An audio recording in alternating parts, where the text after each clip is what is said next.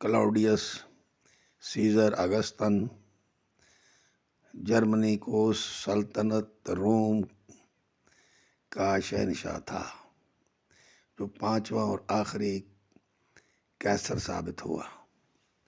نیرو بھی حادثاتی طور پر تخت نشین ہوا۔ یہ شہنشاہ کلاڈیوس کا بھتیجا تھا۔ اس نے بھتیجے کو جانشین مقرر کیا۔ نیرو 15 دسمبر 37 کو پیدا ہوا۔ 54 سے 68 عیسوی تک روم کے سیاہ و سفید کا مالک رہا۔ نیرو ظلم، سفاکی اور بے حسی میں شہرت رکھتا تھا۔ نیرو نے اپنی ماں اور دو بیویوں اور اپنے محسن کلاڈیس کے بیٹے کو قتل کروایا۔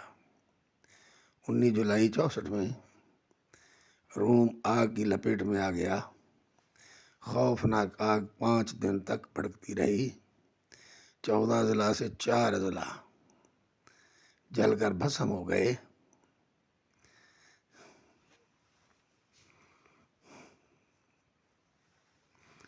ایک روایت کے مطابق جب آگ روم کے در و دیوار کو بھسم کر رہی تھی تو اس وقت نیرو ایک پہاڑی پر بیٹھا بانسری بجا کر اس نظارے سے لطف اندوز ہو رہا تھا۔ یہ بھی کہا جاتا ہے کہ آگ اس کے حکم سے ہی لگائی گئی تھی۔ اس نے روم کو نئے سرے سے بسایا، خوبصورت عمارتیں اور کشادہ سڑکیں تعمیر کی۔ آگ لگانے کے الزام میں اس نے بے شمار عیسائیوں کو قتل کرا دیا۔